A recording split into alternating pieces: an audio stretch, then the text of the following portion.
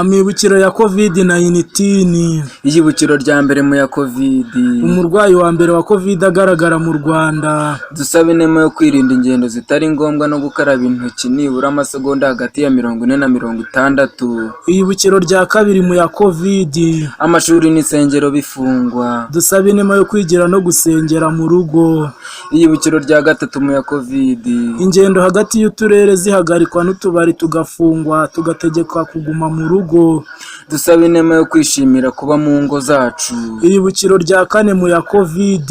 Igihe cyo kuguma mu rugo cyongererwaho ibindi byumweru 2. Dusaba inema yo kwihanganira ibyo tutashobora guhindura. Iyibukiro rya gatanu mu ya COVID. Umurwayi wa mbere wa COVID akira. Dusaba inema yo kwizera inzego zacu z'ubuzima. Dusabe Mubyeyi wacu Minisante, twizeye kuzakomeza kudufasha tukazasubira mu buzima busanzwe nk'uko byari bimeze. Amina.